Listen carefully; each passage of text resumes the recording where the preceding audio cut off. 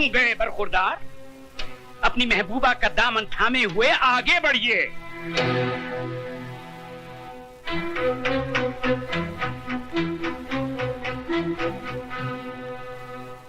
अब हमारी आंखों में आंखें डाल के जवाब दीजिए, क्या तुमने ये नहीं कहा था कि मैं किसी कीमत पे भी इस लड़की को नहीं अपनाऊंगा? हाई कोर्ट में मुकदमा लड़ूंगा, सुप्रीम कोर्ट तक जाऊंगा। कहा था।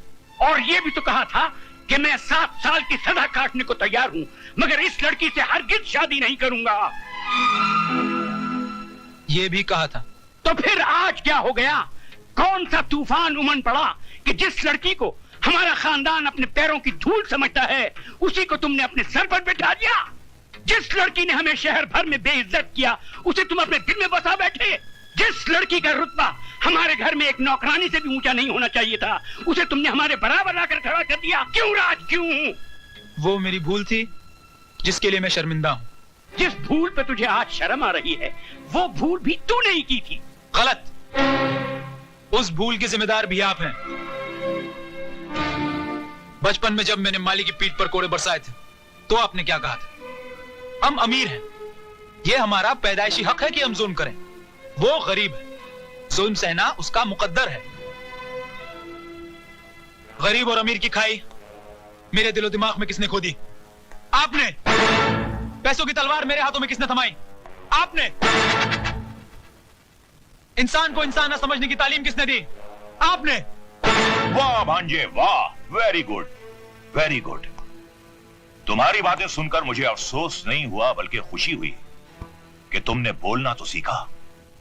अल्फाज जरूर तुम्हारे हैं, लेकिन जबान इस नागिन की है।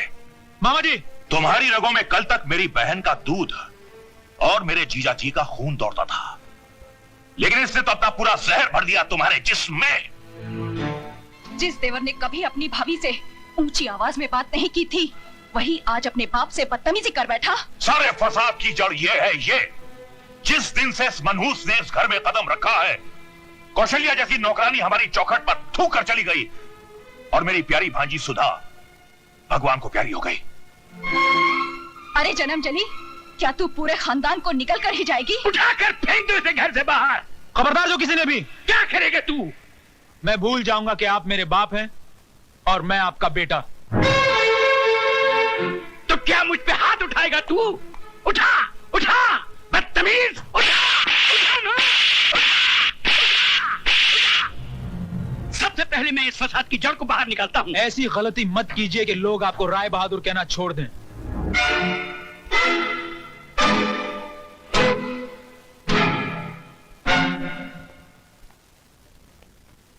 चलिए, अब हम यहाँ नहीं रहेंगे।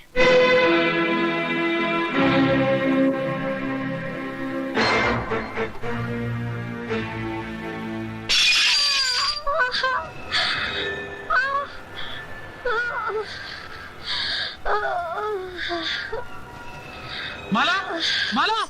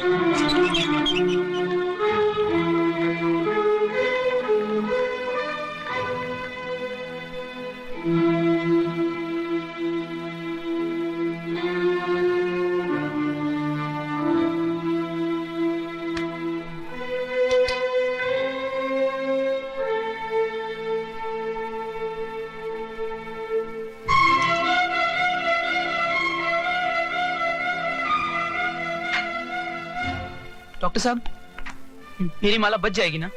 उसकी हालत बहुत नाजुक है, अभी कुछ कहा नहीं जा सकता, but we are trying.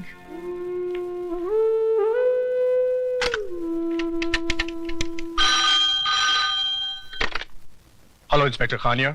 Inspector Khan, मैं ज्वेल हॉस्पिटल से डॉक्टर सुष्मिता माथुर बोल रही हूँ। एक केस रिपोर्ट करवाना है। Injury of the skull. Case बहुत सीरियस है। किसको चोट लगी है? मशहूर इंडस्ट्रियलिस्ट राय बहादुर जी की बहू माला को। माला को? जी हाँ। मैं अभी आता हूँ। डॉक्टर पेशेंट की पल्स सिंक हो रही है।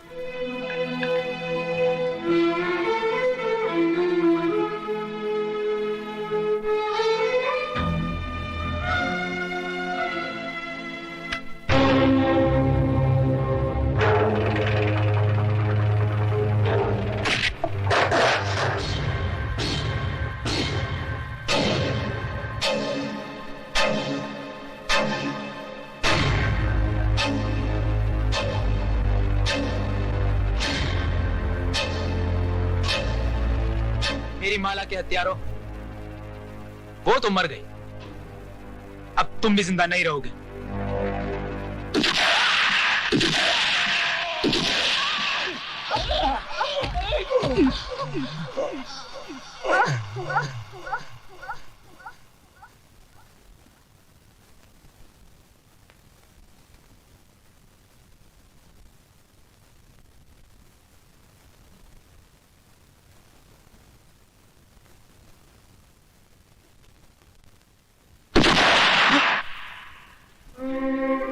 राज, माला कैसी है?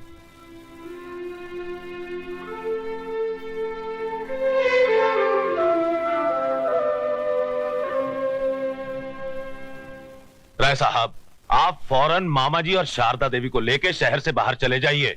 मैं कोर्ट में साबित कर दूंगा कि वारदात के समय आप लोग शहर में थे ही नहीं। नहीं। हेलो, राय बहादुर के कानूनी दलाल, दे फोन मेरे बाप को। राज। मिस्टर राय बहादुर, अगर मेरी माला को कुछ हो गया तो समझ लेना तुम्हारा छोटा बेटा मर गया। साथ में बड़ा बेटा भी मर गया।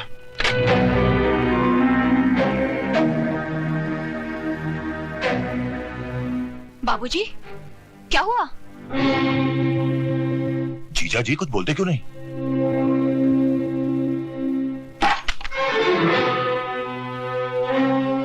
राय बहादुर साहब, कहां जा रहे हैं आप? हॉस्पिटल। लेकिन वहां जाने से केस उल्टा भी हो सकता है और हो सकता है आपको जेल भी हो जाए। अब तो फांसी भी लग जाए तो कोई फर्क नहीं पड़ेगा। ये दौलत, ये हवेली, ये सब कुछ मैंने किसके लिए बनाया था? अपनी छाती पर लाद कर ऊपर ले जाने के लिए नहीं, अपने बेटों के लिए, अपने जिगर के टुकड़ों के लिए। अगर वही नहीं रहे तो। जीजा जी, राज ने कहा क्या? सिर्फ राज ने ही नहीं, मेरे दोनों बेटों ने इस बरसों की मेहनत से बनाई हुई हवेली को एक ही ठोकर में रेत के घिरौने की तरह बिखेर दिया। मेरे अहंकार के मुंह पर थूक दिया। कहने लगे, जाओ राय बहादुर, हम तुम्हारी औलाद नहीं, खरीद सकते हो तो अपनी दौलत से 2 बेटे खरीद लो। वाह ऊपर वाले, तूने आज एक ही ठोकर में मेरी सारी दुनिया मिटा दी। जीजा जी, जीजा जी, ये बुढ़ा तो सटिया गया है, खुद तो मरेगा, साथ में हमें भी जेल की चक्की पिसवाएगा। वकील साहब, अब आप ही कुछ करिए ना। हम, मेरे हाथ में कुछ नहीं रहा, सब कुछ माला के बयान पे डिपेंड करता है। मतलब कि हमारी जान अब माला की मुट्ठी में कैद है? बिल्कुल।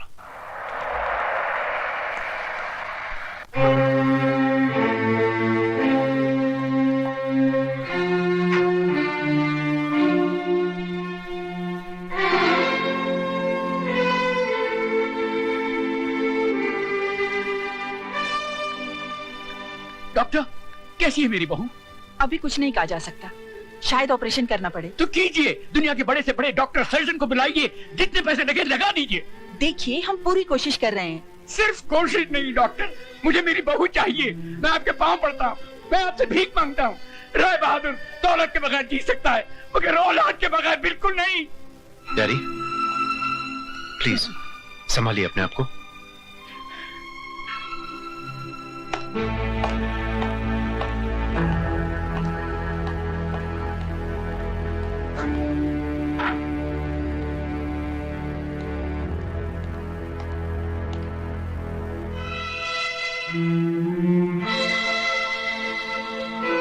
मुझे माला का बयान लेना है। आप बाहर इंतजार कीजिए, जब ये होश में आ जाएगी मैं आपको बुला लूंगी। Okay.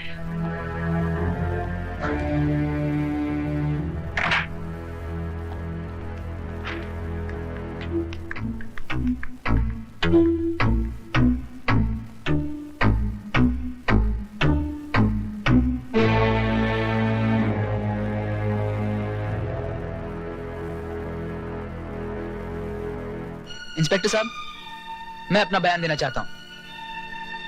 आज सुबह सुबह मेरा और माला का झगड़ा हुआ और गुस्से में आके मैंने उसके सर पर। इंस्पेक्टर साहब, गुनहगार ये नहीं, मैं हूं। ये आप लोग क्या? तुम चुप रहो जी। दोनों फांसी पर खुद ही चढ़ते हैं तो चढ़ जाने दीजिए।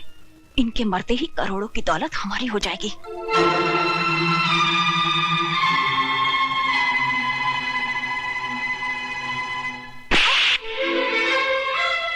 हरामजादी, कितना बड़ा कुआं है तेरे अंदर। जितनी भी दौलत डाल दी जाए कभी भरता ही नहीं। रमेश, आप बीच में मत बोलिए डैडी। यही है वो जड़ जिसने इस खानदान की हर शाख को जहरीला बना दिया है। अरे तू औरत नहीं, डायन है, डायन। मेरे डैडी का घमंड टूटकर बिखर चुका है, लेकिन तेरी भूख अभी तक नहीं मिटी। तुझ जैसी औरत को धक्के मारकर घर से बाहर निकाल देना चाहिए। कॉन्ग्रेचुलेशंस, माला की जान को अब कोई खतरा नहीं। आप लोग उससे मिल सकते हैं। बिल्कुल नहीं।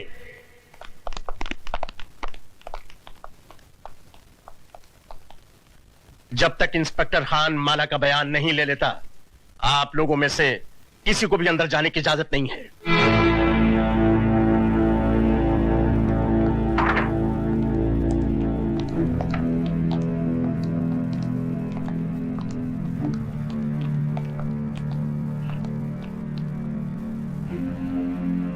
करतार सिंह, मैं तुम्हारा कसूरवार हूं। जो सजा चाहो दे दो।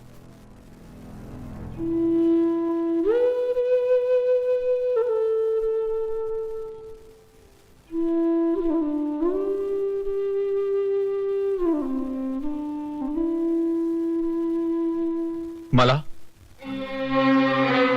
तुम्हारे सर पर ये चोट कैसे लगी? जी, मैं ये जानना चाहता हूं कि तुम्हें किसने मारा।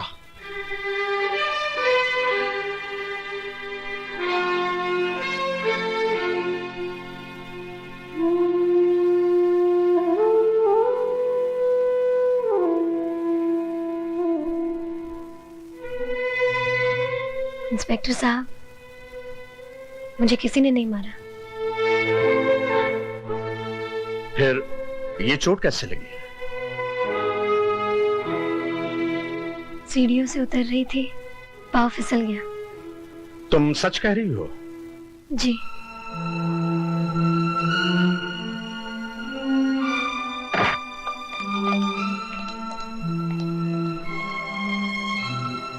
माला का कहना है कि पांव फिसल जाने से उसे चोट लगी है, इसलिए अब कानून को किसी पर कोई शुबा नहीं। आप लोग अंदर जा सकते हैं।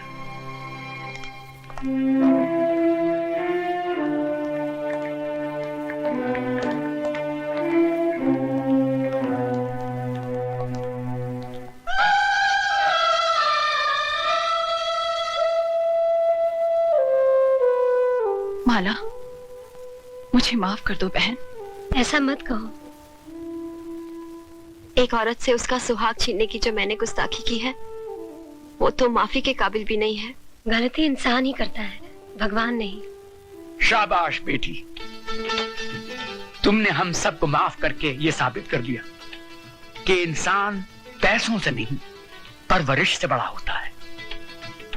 और देखा पुत्र, ऊपर वाले के घर में देर है, अंधेर नहीं। दारजी, मेरी शादी हो गई, घर मिल गया, घर का सुख मिल गया। बस एक ही शिकायत है। लेकिन क्या पुत्र? मेरी बारात नहीं आई। ओए राय बहादुर, क्या बोलता है?